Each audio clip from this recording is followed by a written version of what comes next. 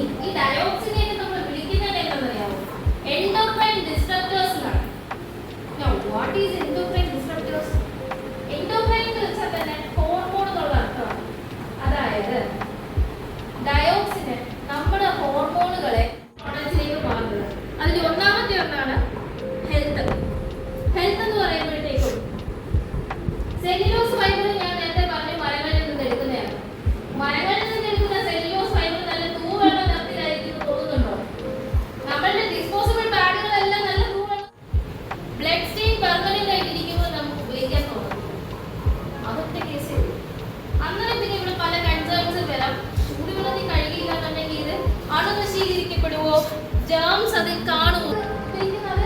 നമ്മുടെ അണ്ടർഗാർമെന്റ്സ് ഉപയോഗിക്കുന്നത് എന്തെങ്കിലും ഒരിക്കൽ നിങ്ങൾ ആലോചിച്ചിട്ടുണ്ടോ? ഈശ്വര, എന്റെ അണ്ടർഗാർമെന്റ്സിൽ ജേംസ് കാണുന്നു? അതുപോലെ തന്നെയല്ലേ നമ്മുടെ റീയൂസബിൾ ബാഗുകൾ നല്ല രീതിയിൽ കഴുകിയിട്ട് ന്യൂട്രിയൻസ് ഉണ്ട്. അത്രേ ഉള്ളൂ. ആ ഒരു ചെറിയ വ്യത്യാസമേ ഉള്ളൂ.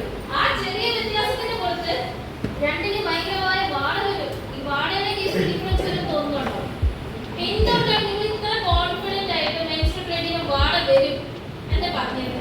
ഞാൻ പറയട്ടെ. അതിന്റെ റീസൺ എന്താണ്? ഒന്ന്, സ്വന്തം അനുഭവത്തെക്കാട്ടി കൂടുതൽ നമ്മളെല്ലാം കാണുന്നതാണ് ആഡുകളിൽ ഒരു പ്രത്യേക പദമല്ലോ ഉപയോഗിക്കുന്നുണ്ട്. മോയ്സ്ചർ ലോക്ക് ടെക്നോളജി, അതുപോലെ ഓർഡർ ലോക്ക് ടെക്നോളജി വിത്ത് നീ ഫ്രഷ്നെസ്, ഇങ്ങനെയൊക്കെ പറഞ്ഞോട്ട് അടിച്ചു വരുന്നത് കുറെ കാണുമ്പോഴത്തേക്കും നമ്മൾ വിചാരിക്കും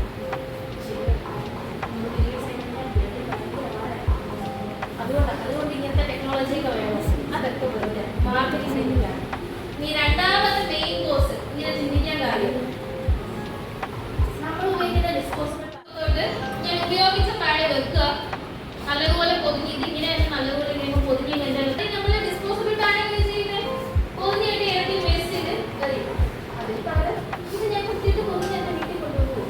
ചില സമയത്താണെന്നുണ്ടെങ്കിൽ ഞാൻ ജസ്റ്റ് ഒന്ന് പാടൊന്ന് വേണേ പൈപ്പിന് കീഴിൽ കാണിച്ചിട്ട് ഫുള്ളായിട്ട് ലോട്ടോ എന്തെങ്കിലും ഉണ്ടെങ്കിൽ അത് മാറ്റിയിട്ട് കളക്കി ഇതിനകത്ത് വയ്ക്കും. ഒരു മാടിനെ ഒന്നും കൊടുത്തു വരും, ഒരു പ്രശ്നമില്ല. ഇനി എനിക്ക് ഈ ഒരു സമയത്ത് നിങ്ങളോട് ചോദിക്കാനുള്ളൊരു മെൻസ്ട്രൽ ബ്ലഡിന് ഓർഡർ ഉണ്ടോ ഇല്ലയോ? സ്മെൽ ഉണ്ടോ? ഉണ്ടോ? ശരി. നിങ്ങളുടെ കൈ മുറിഞ്ഞു 5-10 മിനിറ്റ് ബ്ലഡ് ഒഴിച്ചോണ്ടിരിക്കോ? ബ്ലഡിന് വാടുണ്ടോ? ഇല്ല. ഒരു മുറിവ് കൈ മുറിഞ്ഞ് ബ്ലഡ് നിറഞ്ഞ വാട വരുമോ? ഉണ്ട്. അസഹനീയമായ 7 മണിക്ക് പോകണം. 7 മണിക്ക് ഓഫീസിൽ പോകണം. തിരിച്ച് ഞാൻ എത്തുമ്പോഴും 7 മണിയൊക്കെ തന്നെയാണ്. ഞാൻ എന്താ ചെയ്യാം?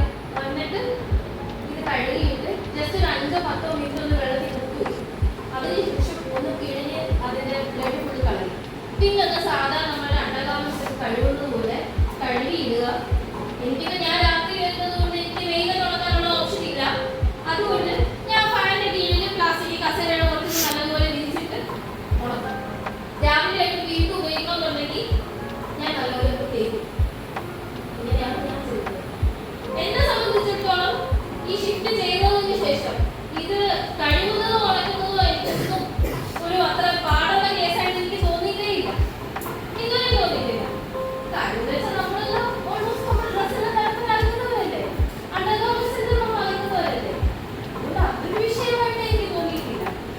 പിന്നെ ഉപയോഗിക്കുന്നത് കൺവീനിയന്റ് ആണോ എന്ന് ചോദിച്ചാൽ ശരിക്കും പറഞ്ഞാൽ എനിക്ക് ഡിസ്പോസിബിളിനെക്കാട്ടി കൺവീനിയന്റ് ആയിട്ട് തോന്നിയിട്ടില്ല. സാധാരണ ഞാൻ ചെയ്തതെന്ന് വെച്ച് കഴിഞ്ഞാൽ ഇപ്പോൾ പാഡ് ഓഫീസിൽ വെച്ചോണ്ട് പോയി ഡിസ്പോസിബിളിന്റെ ഇനത്തിൽ തന്നെ പെടുന്നതാണ്.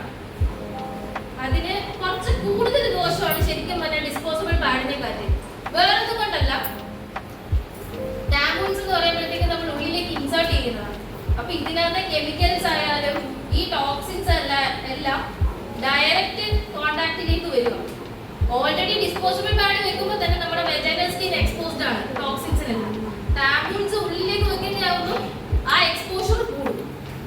അതുമല്ല, പാഡുകളെ കാട്ടി ചില സമയത്ത് പ്ലാസ്റ്റിക്കിന്റെ കണ്ടന്റ് കൂടുതലുമാണ് ടാമ്പൂൺസിൽ വരുന്നത്.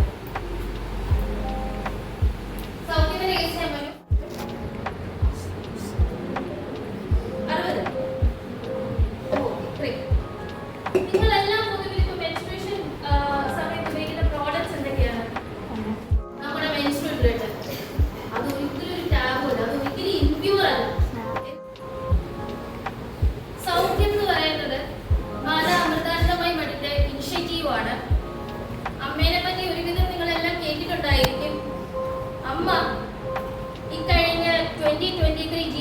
സബ്മിറ്റ് നടന്നപ്പോൾ ആ സബ്മിറ്റിന്റെ കീഴിലുള്ള എൻഗേജ്മെന്റ് ഗ്രൂപ്പ് ആയിരുന്നു C20. C20 എന്ന് വെച്ച് കഴിഞ്ഞാൽ ഇപ്പം അതായത് ഈ G20 കൺട്രീസിന്റെ ഇടയിലുള്ള കൺട്രീസിലുള്ള NGO ഗ്രൂപ്പ്സും സിവിൽ സൊസൈറ്റി ഗ്രൂപ്പ്സിന്റെ ഒക്കെ ഒരു കൂട്ടമാണ്. ആ കൂട്ടത്തിന്റെ ഇവിടെ ഒരു ആവറേജ് ഏജ് എങ്ങനെയായിരിക്കും വരും? 20 to 30 അതിൽ ചെറുതാണ്. 18-19. Okay, great. 21. So, നമ്മുടെ വേൾഡ് പോപ്പുലേഷന്റെ 50% സ്ത്രീകളാണ്. എന്നുവെച്ചാൽ സ്ത്രീകൾ കുട്ടികൾ വളർന്നതാണ് 50% പോപ്പുലേഷൻ. ഈ 50% പോപ്പുലേഷൻ, ഈ പോപ്പുലേഷന്റെ ശരാശരി ഒരു സ്ത്രീ അല്ലെങ്കിൽ ഒരു പെൺകുട്ടി തന്റെ ലൈഫ് ടൈമിൽ മെൻസ്ട്രുവേറ്റ് ചെയ്യുന്നത് 40 വർഷത്തേക്കാണ്. 40 ഇയേഴ്സ്, ഏജ് അല്ല, 40 ഇയേഴ്സ് എന്ന് വെച്ചാൽ നമ്മുടെയൊക്കെ ലൈഫ് ടൈമിന്റെ 50%-ഓളമാണ് മെൻസ്ട്രുവേഷൻ എടുക്കുന്നത്. അപ്പൊ അങ്ങനെ ഒരു സാഹചര്യത്തിൽ ഒരു പ്രോഡക്റ്റിന്, ഒരു മെൻസ്ട്രുവൽ ഹൈജീൻ പ്രോഡക്റ്റിന് നമ്മളുടെ ഈ 40 വർഷത്തെ മെൻസ്ട്രുവൽ എക്സ്പീരിയൻസിനെ ബെറ്റർ ആക്കാനും റാഷസ്, ക്രാംസ്, ഇങ്ങനെയുള്ള ഇച്ചസ് തുടങ്ങിയ പ്രശ്നങ്ങളെല്ലാം ഒഴിവാക്കാനും കഴിയുന്നുണ്ടെങ്കിൽ ആ പ്രോഡക്റ്റിനെ പറ്റി അറിയുക എന്നുള്ളത് അത് നമ്മൾ ഓരോരുത്തരുടെ അവകാശമാണ്. പോപ്പുലർ ബ്രാൻഡ്സ് ഇവരെ എങ്ങനെ കാണിക്കാൻ കാര്യങ്ങളറിയാമോ? ഞാനിപ്പോ നേരത്തെ പറഞ്ഞു ടോക്സിൻസ് ഉണ്ട്, കെമിക്കൽസ് ഉണ്ട്, എല്ലാം പറഞ്ഞു. ഇത് പണ്ടേ നമ്മുടെ ആൾക്കാരും എല്ലാവർക്കും സംശയിക്കുന്ന ഒന്നാണ് ഇതിലൊക്കെ കെമിക്കൽസ് ഉണ്ട് എന്നുള്ളത്. പക്ഷേ ഈ സസ്പെക്റ്റുകളെ, ഈ ഡൗട്ടുകളെ അത് ശരിയാണ് എന്ന് പ്രൂവ് ചെയ്ത ഒരു സ്റ്റഡി ഉണ്ട്. ടോക്സിക്സ് ലിങ്ക് എന്ന് പറയുന്ന ഒരു NGO, ഡൽഹി ബേസ്ഡ് NGO ആണ്. ഇവർ ചെയ്തതാണ് മാർക്കറ്റിൽ അവൈലബിൾ ആയിട്ടുള്ള ഈ 10 ബ്രാൻഡുകൾ എടുത്തു, റാൻഡം സാമ്പിൾസ് എടുത്തു, ടെസ്റ്റ് ചെയ്തു. അതിലുള്ള കെമിക്കൽസിന്റെ കിട്ടിയ അറിയാമോ? ഈ 10 എണ്ണത്തിൽ ഓർഗാനിക് എന്ന് പറയുന്ന കാർഡുകളും ഉണ്ട്, സാധാ ഡിസ്പോസിബിൾ കാർഡുകളും ഉണ്ട്. ഈ ഓർഗാനിക് കാർഡുകൾ എന്താ കോൺസെപ്റ്റ്? ആർക്കെങ്കിലും ഒന്ന് പറയാമോ? എന്താണ് ഓർഗാനിക് കാർഡ് ഉദ്ദേശിക്കുന്നത്? ഇങ്ങനെ നാച്ചുറൽ ആയിട്ട് ഓർഗാനിക് എന്ന് പറയുമ്പോൾ നമ്മൾ വെച്ച് പോകുന്നതാണ് നാച്ചുറൽ ഇൻഗ്രീഡിയൻസ് കൊണ്ടുണ്ടാക്കിയ സാധനങ്ങൾ. അത് ഭൂമിക്ക് ദോഷം ചെയ്യുന്നില്ല, ഡീകമ്പോസ് ചെയ്ത് പോകും എന്ന് പറയപ്പെടുന്ന സാധനങ്ങൾ അല്ലേ? അപ്പൊ ഈ നാച്ചുറലിനകത്ത് കെമിക്കൽ വരാനുള്ള സാധ്യത ഇല്ലല്ലോ. പക്ഷേ ഇവരുടെ സ്റ്റഡി പ്രകാരം ഉണ്ടല്ലോ, ഈ കാണുന്ന 10 ബ്രാൻഡുകളിലും 2 കെമിക്കൽ കോമൺ ആണ്. ഒന്ന് ടാലേറ്റ്സ്, 2 VOC. VOC എന്ന് വെച്ച് കഴിഞ്ഞാൽ വോളറ്റൈൽ ഓർഗാനിക് കോമ്പൗണ്ട്സ്. നമ്മൾ ഒട്ടിക്കുന്ന പശയില്ലേ, അഡ്ഹസീവ്, അതൊരു VOC.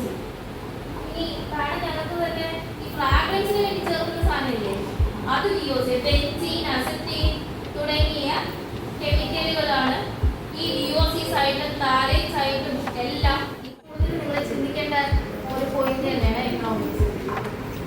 So for example, monthly ഒരു പീരീഡിന് ഒരു ഡിസ്പോസിബിൾ സാനിറ്ററി പാഡിന്റെ പാക്കിന് വേണ്ടിയിട്ട് എത്ര രൂപ നിങ്ങൾ സ്പെൻഡ് ചെയ്യുന്നത്? 50 rupees. 50 rupees പാക്കിൽ എത്ര പാഡുകൾ? ഒരു സൈക്കിൾ കൊണ്ട് നിൽക്കാനുള്ളതാണ് 6 വെച്ചാൽ പറ്റില്ല. 50 rupeesന്റെ എന്തായാലും 2 പാക്കോ അല്ലെങ്കിൽ 2.5 പാക്കോ ഒന്നെങ്കിലും എന്തായാലും വേണം അല്ലേ? ഈവൻ ഏറ്റവും കുറഞ്ഞത് 35 ഒരു പാക്കാണ് എടുത്തു കഴിഞ്ഞാലും അതിന് അങ്ങനെ ഒരു 3 പാക്ക് ഉണ്ടെങ്കിൽ മാത്രമേ ഓൾമോസ്റ്റ് നമുക്കൊരു സൈക്കിൾ നീക്കി നിൽക്കാൻ പറ്റത്തുള്ളൂ അല്ലേ? അത് ഫ്ലോ വരുന്ന ദിവസങ്ങളിൽ നമ്മൾ 4 പേര് ഉപയോഗിക്കും, ഇല്ലാത്ത ദിവസങ്ങളിൽ വരുമോ പേടിച്ച് ഉപയോഗിക്കും, കുറേ പോകും.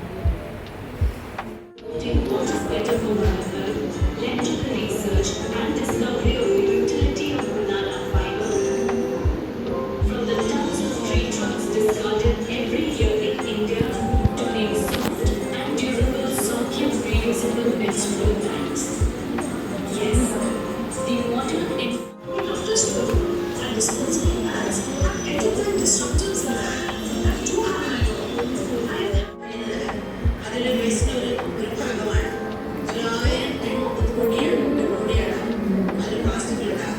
നമ്മുടെ മാളുമാരുണ്ട് ആ ഒരു അസ്ഥിക്ക് വേണ്ടി വിസിന് വേണ്ടി ഒരു പാഠം ഉണ്ടാക്കിയിട്ടുണ്ട്. It's not enough to manage waste. We നമ്മ also need പ്രാക്ടീസ് ചെയ്തിട്ട് നമ്മുടെ പാഡുകൾ